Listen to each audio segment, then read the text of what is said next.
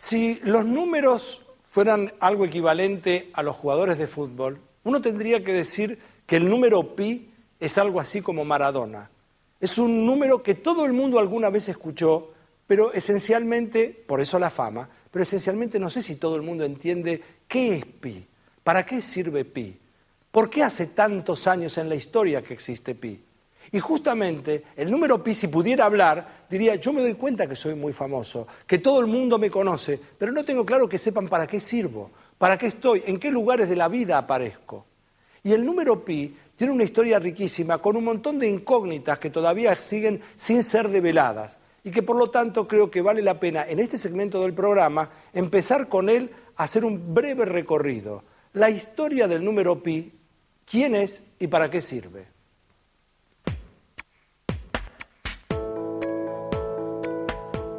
Cuando hablamos del número pi, estamos hablando de círculos.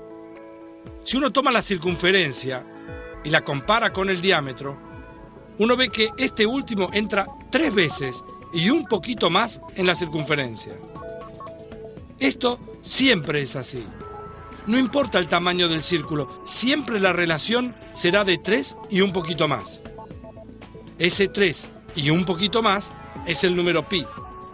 Pero, ¿cuánto es ese poquito más? ¿Qué es lo que pasó con el número pi y la Biblia? ¿Qué pasó con el número pi y los babilonios? ¿Qué es lo que pasó con el número pi en la historia?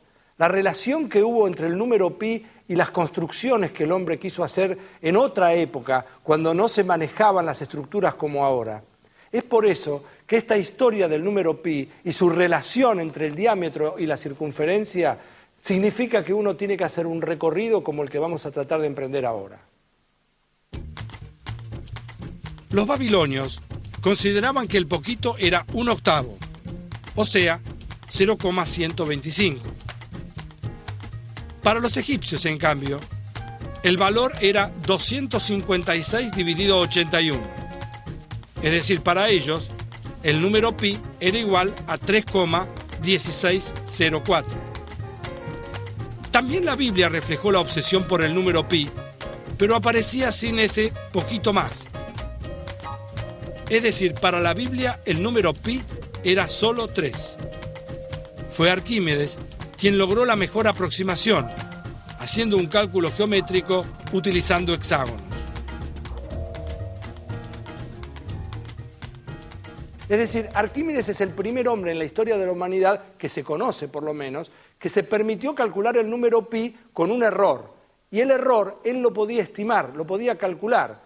Eso es lo notable de lo que hizo Arquímedes, que se dio cuenta que el número pi se podía calcular hasta un determinado número de cifras decimales, tanto como uno quisiera, pero estaba cometiendo un error. Y él podía calcular, podía estimar el error. Y llegamos hasta el año 1761. Piensen esto, en el siglo XVIII.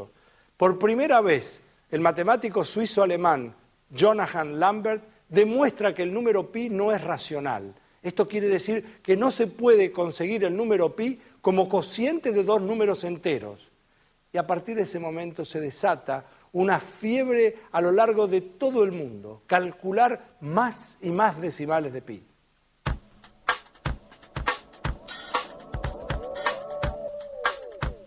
La obsesión de los matemáticos por el número pi se centró en descubrir más y más decimales.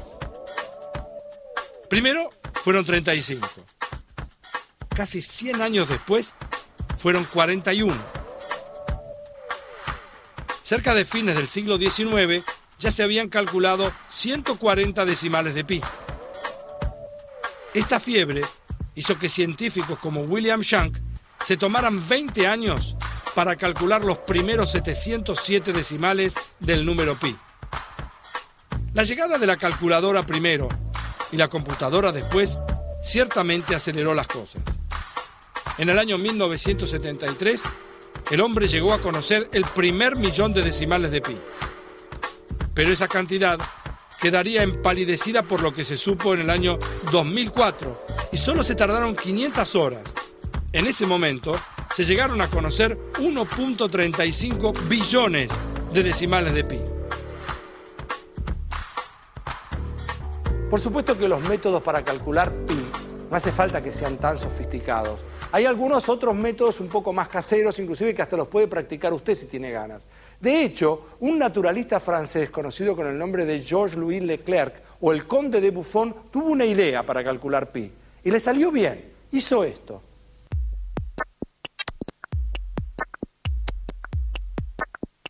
A Leclerc se le ocurrió que al tirar una aguja sobre un papel que tiene trazadas rectas paralelas a una distancia igual al largo de la aguja puede caer o no sobre una de las rectas. Cuando calculó la probabilidad de que la aguja arrojada al azar efectivamente cruzara alguna de las rectas, dedujo que si repetía muchas veces el experimento y dividía la cantidad de veces que lo hacía por la cantidad de veces que la aguja cruzaba alguna recta, el resultado, multiplicado por 2, se iba a acercar a pi. Nosotros podemos repetir el experimento, y cuantas más veces lo repitamos, mejor va a ser la aproximación.